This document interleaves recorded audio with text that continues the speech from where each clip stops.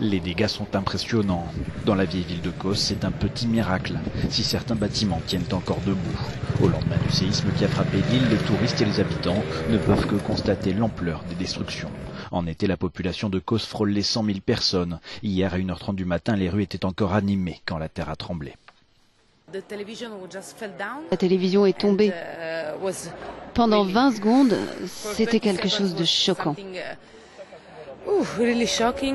Dans la station balnéaire, 2 touristes ont perdu la vie. Selon la police grecque, il s'agit de 2 hommes, un Turc de 39 ans et un Suédois de 22 ans.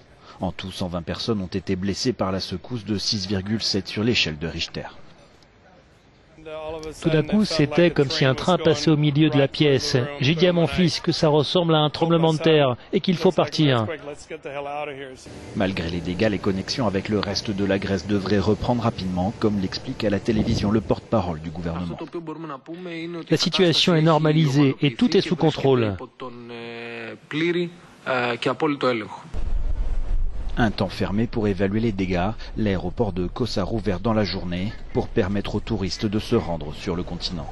D'après des témoins sur place, les voyageurs peuvent prendre leur avion sans problème. Outre les îles grecques, le séisme a aussi frappé la côte occidentale turque et notamment la ville de Bodrum. Selon le ministère de la Santé, 358 personnes ont été blessées, mais aucune d'entre elles ne se trouverait dans un état grave.